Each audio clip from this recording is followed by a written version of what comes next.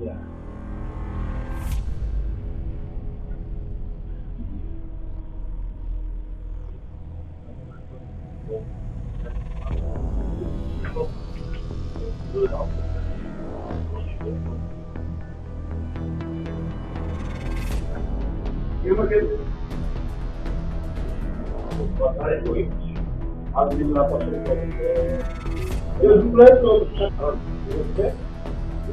Emanet, laut ballar değil. Halini bu.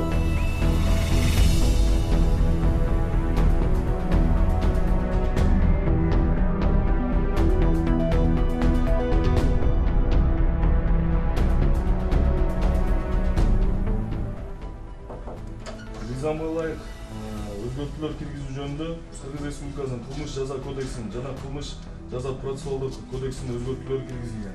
Тактап айтканда, кылмыш жаза кодексинин талаптарына ылайык эркиндигинен ажыратуу гана колдонуусу көрсөтүлгөн.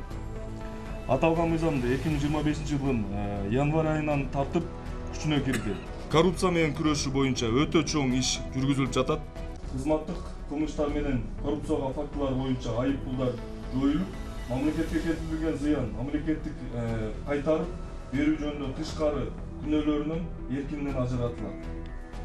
Андан тышкары бул кылмыштар боюнча соттолгондор, алардын үй туугандары мамлекеттик жана муниципалдык ишке алынбайт деп 19-дун жетекчиси чыгып койсоңуз.